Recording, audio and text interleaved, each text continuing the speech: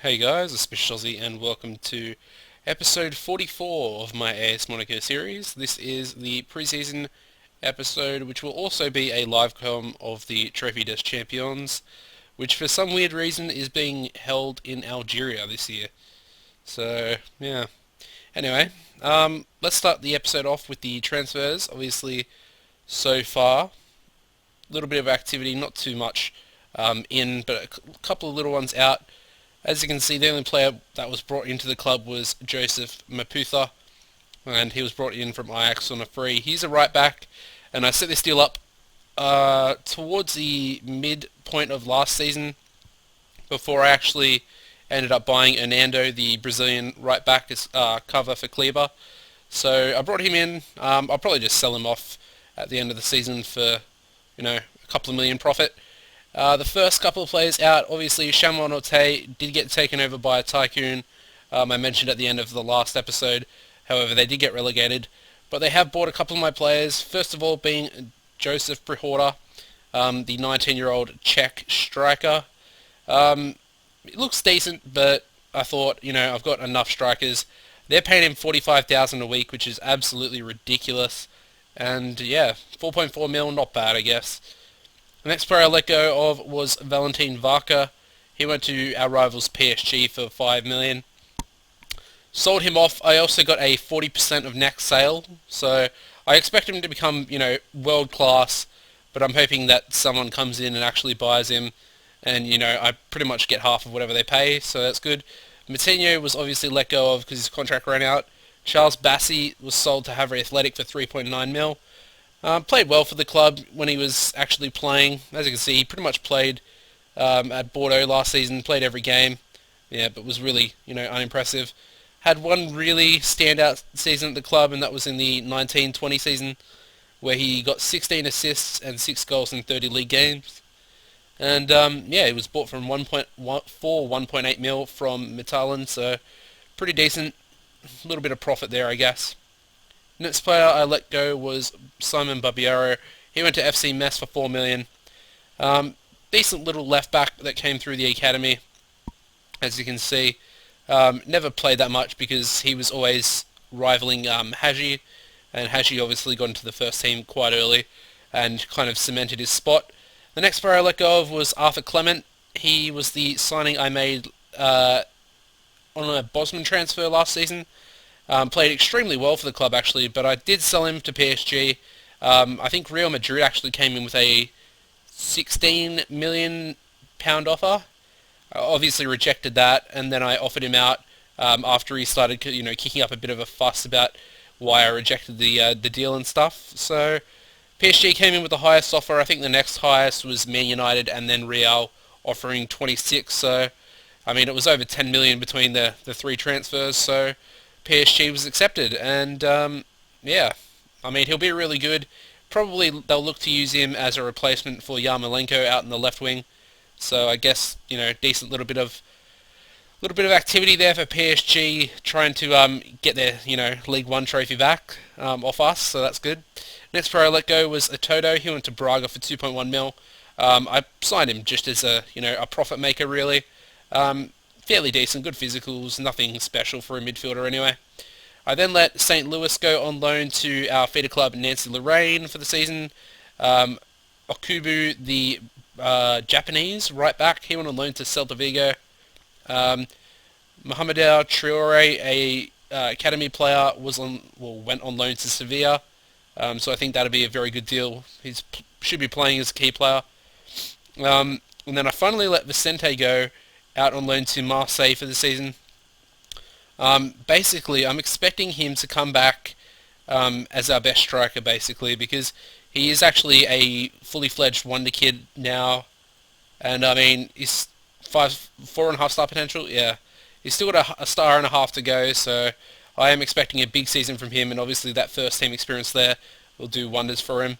Salvi was let go on loan for the season to Arsenal. Another little central midfielder here from the academy. Extreme pace coming from him. Should be fairly good, and he's also in a key player role for the loan deal there.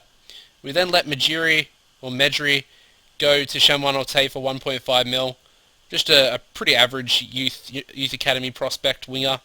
And obviously I've got much better players in my both in the youth team and in the first team. So let him go to again Shamwan or Tay for 1.5 mil, who have really splashed the bank and strengthened their team for League Two this season. We then let Jordovic go on loan to Lille for 100k per month. Obviously, he's a really good fullback, but we just didn't have the room, and he wasn't going to get any game time. And I thought I better not let him rot in the reserves. So we'll get him some, first team action. And Lille came in with an offer, and I, offered it for 100 million per month, and they accepted. And the final player was Jean-Christophe, or Christopher, I don't know, Christophe Grenier. Again, another youth academy prospect, and he went on loan for the season to Fulham in the Premier League, where he will also be a key player. So, pretty good. We brought in 58.3 mil, didn't spend a cent, and I don't really think I need to actually spend any money this season. Obviously, we have this deal set up for the future for Chavarinho, who is, as you can see, very good, and I would obviously play him as a central midfielder. Anyway, enough about that. Let's have a look at the pre-season fixtures. As you can see, we were unbeaten. First of all, we had Club Africain, the Tunisian. I think they're a Tunisian club. Beat them 5-2. Disappointing to concede 2 goals, but it was the World Cup at this point, so I had a number of first-team players out, and obviously Francois wasn't in goal. But we had Sogard, Kleber, a couple of players you guys would know, Matip and whatever. Anyway, goals came from Matip, Haji, and a hat-trick for Saint-Germain. Good result there to start off our friendlies. Chamois Ote obviously was up next, and was actually a sellout for the friendly. Sorry, Grenier and Hernandez getting the only goals in that for us. We then faced our feeder club, Nancy Lorraine, the League 2 club, and they actually held us to a draw, which was quite surprising, but again, Hernandez on the score sheet. We then faced our other feeder club, Strasbourg, and beat them 7-0 as expected. Osterprak, Ulrich, Pereira, Fabiano, and a hat-trick for Saint-Germain in that game. We then went on We then went on a South Korean tour, and as you can see, beat Jeju 4-1. Pereira, Hernandez, Kanga, and Saint-Germain. And then the final pre-season friendly was against Suwon Blue Wings, and we beat them 3-1 with our goals from Hernandez, Fabiano, and Boucher. So pretty good. We are versing Marseille, obviously, because they won the Coupe de France at the end of last season. So, yeah, and as I said, it will be played in Algeria, which is quite weird. So let's advance now and we'll get into it. Starting lineup today, pretty standard. Got Francois in goals, Kleber right back, Matip and Faure in the centre of defence with Lutzi at left back.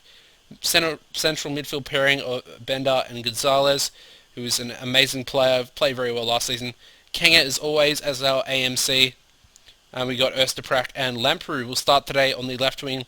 Obviously we don't have Clement anymore. And Hernandez, the big money signing in January last season, which probably clinched us the title, will start today. And yeah. The bench today is Sogard, Van Eyck, Haji, Tesserin, Fabiano, Campos, and Saint-Germain. So let's get into it, and we'll see what Marseille are going to play against us. They are going to play our player Vicente up front.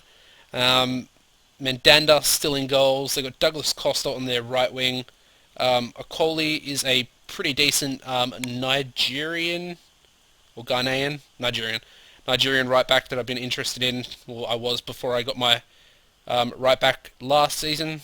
And yeah, let's advance and get straight into it. I'm just going to go with that. It's pretty decent team talk, I guess. Alright, so the team's fully fit, and they're back up to scratch with the tactics, so I'm expecting a pretty decent performance here today. And I'd love to get another piece of silverware straight away at the start of the season. Really put us on a positive, foot for the rest of the season. Bender plays Osterprak. Come on, lad. Hernandez. Oh, off the post. Off the crossbar there.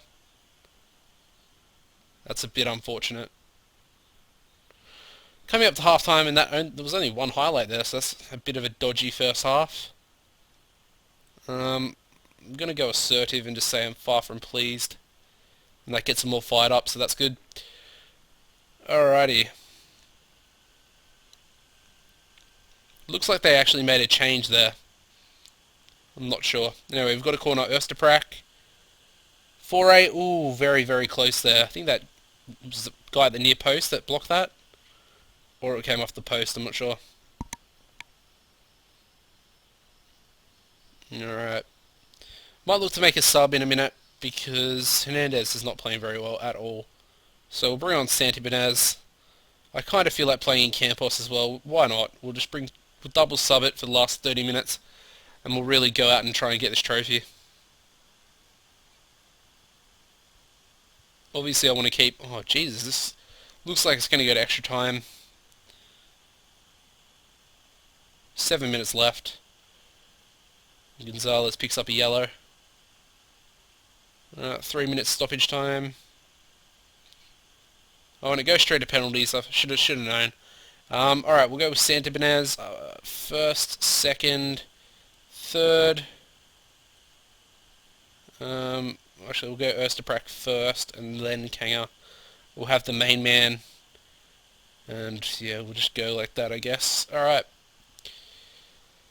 Obviously, penalties are always a lottery, so, you know, I don't actually expect to win this, but anyway.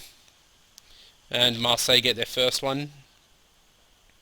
Hopefully it's not one of those really stupid, you know, glitches that goes to like 20 and 20. Saint-Germain, come on lad, slot it. And he gets it. Nice, nice. Alright. Come on Francois, you can do this. Save that shot. Nowhere near it. Alright. Who's up next? I forgot. Campos, I think. Yep.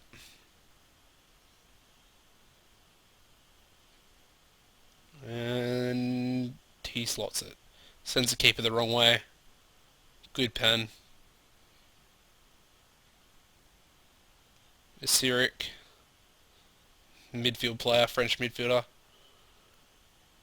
Ooh, Francois almost got to that. That was very close. Kleber. Always a bit worried when your defenders are taking your penalties. And that is why. Oh, I just had a feeling. As soon as I saw his name, I was like, yep, he's probably going to miss this. Oh well. This is actually their centre defender, so...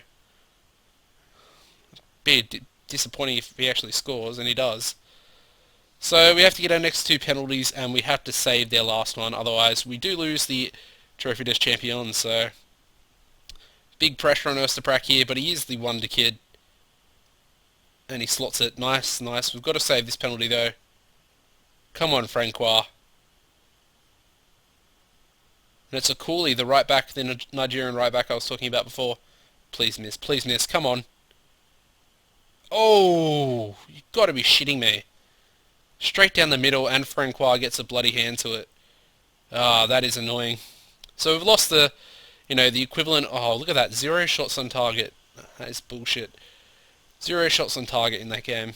So we lost the Trophee des Champions, which is the equivalent of the Community Shield in England. So it is a bit of a, a Mickey Mouse sort of Super Cup sort of thing. So, I mean, I always love winning, like, just the little trophies, just for the trophy cabinet page sort of thing. But, I mean, in the grand scheme of things, it's not really that important, I guess. I don't even think you get any money. I might be wrong. I think it might be like 500,000 or something. But that's not that much. Anyway, guys, that's going to be the end of this episode. If you've enjoyed it, please drop a like rating. And don't forget to tune in for the next episode, which will be a live com. Goodbye, guys.